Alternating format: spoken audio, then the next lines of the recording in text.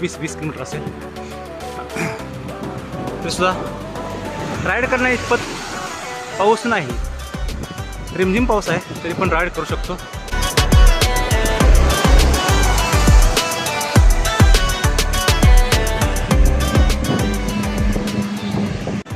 समोर बघताय का पाऊस चालू आहे आणि ह्याच्यामध्ये 600 किलोमीटरची दैरण चालू आहे. 6:50 झालेत साधारण. आणि सातारा आलं आता. सातारची प्रसिद्ध खिंड समोर दिसत नाही, डोंगर दिसतात. हा मोठा चढ आहे, इलेव्हेशन आहे, आणि नंतर उतार आहे. आता मी सध्या एकटाच प्रवास करतोय.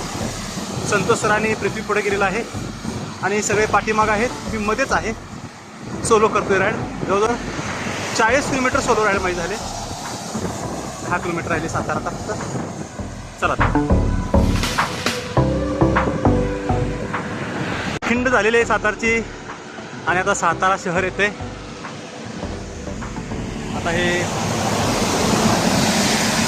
पूर्व दिशेला सूर्य उगवलेला आहे, मात्र काही दिसत नाही अजून. ढग आहेत, पाऊस आहे आणि समोर दिसत आहे हे सातारा. तुम्हाला उतराला दाखवतो.